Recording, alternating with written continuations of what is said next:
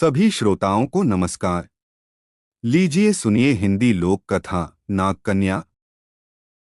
बहुत पहले भारत के पूर्वोत्तर क्षेत्र में एक गांव था मिस्मा। वहां एक अनाथ मछुआरा रहता था ताराउन। एक दिन वह मछली पकड़ने गया। उस दिन मछली के स्थान पर एक नाग उसके जाल में फंस गया। दरअसल वह नाग नागलोक का राजा था। अपने पिता को जाल में फंसा देखकर नागकन्या घबराई। उसने सुंदर स्त्री का रूप धारण कर लिया। वह ताराउन के पास पहुंचकर बोली, यदि तुम मेरे पिताजी को छोड़ दोगे तो मैं तुमसे विवाह कर लूंगी। युवक मान गया और उसने नाग को छोड़ दिया। नागकन्या ने उससे विवाह कर लिया। ताराउन और नागकन्या का विवाह गांव वालों को नहीं भाया। उन्होंने विवाह की खबर राजा को दे दी। राजा ने ताराउन को बुलाकर कहा, तुमने हमारी परंपराओं को तोड़ा है, तुम्हें दंड मिलेगा।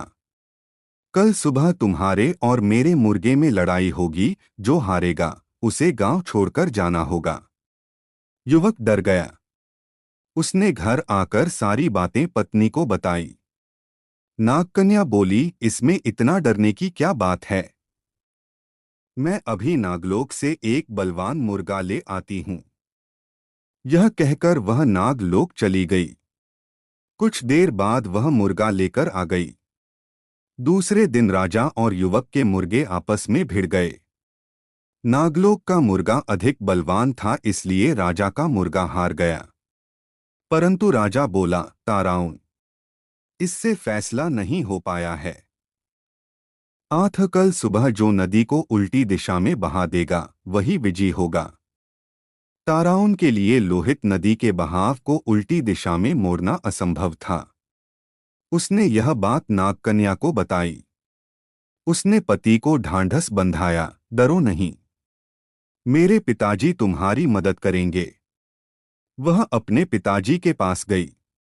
नागकन्या ने अपने पति की परेशानी बताई।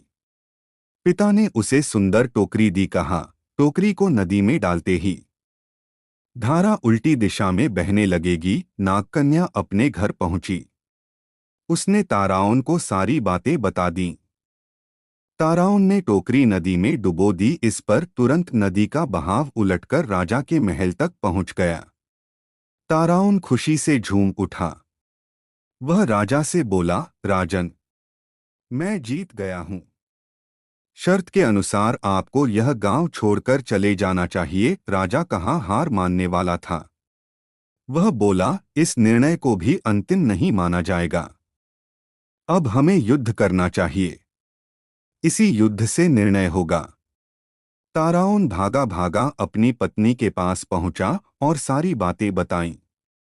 राजा के पास बड़ी फौज थी, परंतु ताराउन तो अकेला था। नागकन्या उसकी परेशानी सुनकर फिर नागलोक में पहुंची।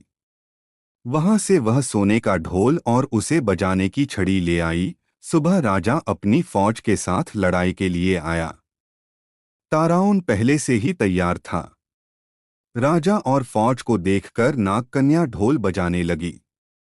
ढोल की ढम ढम सुनकर वृक्ष, जानवर, घास पत्ते आदि नाचने लगे।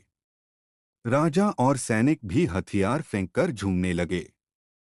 अब ताराउन और उसकी पत्नी नागकन्या गांव के राजा रानी बन गए।